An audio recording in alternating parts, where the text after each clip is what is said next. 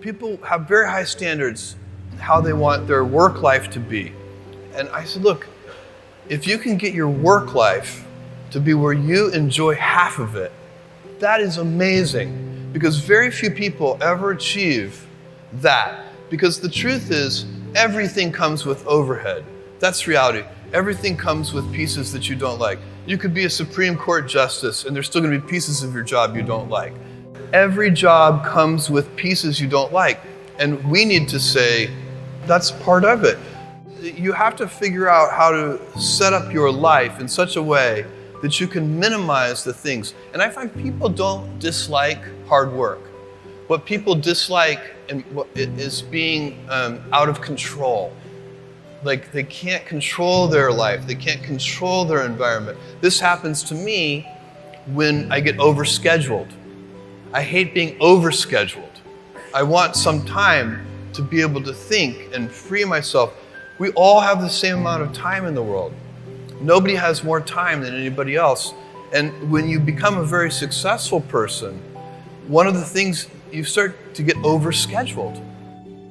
So a young person starting their career, I think there are probably a lot of things. Some of them are very well known and people have heard them many times, they're still true. One of those that you should always focus on, a young person should find something that they're passionate about to do.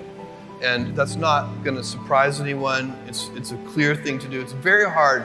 If you don't love your work, you're never going to be great at it. The other thing I would suggest to any young person, even before they start their career, is to really think about their choices.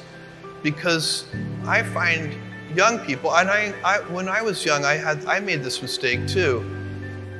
You can get very fixed on your gifts. So everybody has gifts. You know, you have gifts and you have things that you didn't get gifted. Maybe you're extremely beautiful. Maybe you're extremely good at mathematics. There are a lot of things that you can be given. But those things can confuse you because they're not the things that construct your life. It's your choices that construct your life, not your gifts. You can celebrate your gifts. Be proud of them. Be happy of them. Actually, don't be proud of them.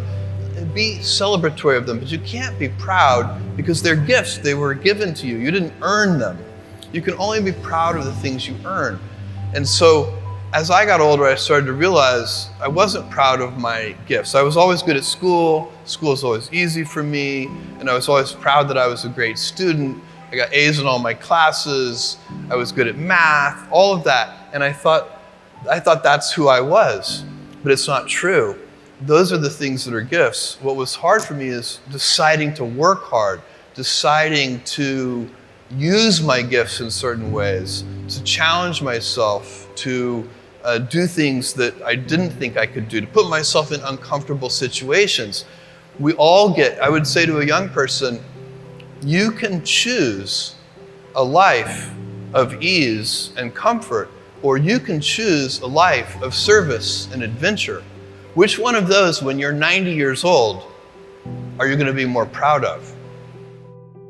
My advice would be the same for any kind of entrepreneur, and that is make sure that you are focused on something you're passionate about. So if you look at the early internet companies, they were started and focused on doing something that they thought was very interesting long before the internet was fashionable in any way. We are currently an underdog once again. We've been in business for 6 years, and there was exactly 1 year where we were not the underdog, and that was 1999. I like the underdog years because it makes, I liked it when all the people we hired, their parents told them they were crazy.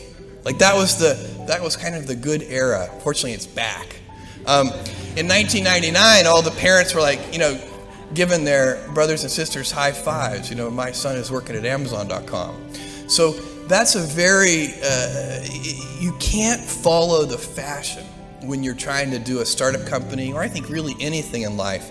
But you have to, as an entrepreneur, if you're gonna build a company, pick something you think is interesting that has the intersection of genuinely creating real customer value, and then just stay right there and let the wave catch you. Whatever it is that you want to do, there's going to be risk in your life. And risk is a necessary component of progress. You can make any pioneering movements in the world of any kind, whether they be the geographical, physical exploration that I've just been talking about, or whether it be a more cerebral exploration of a scientific field.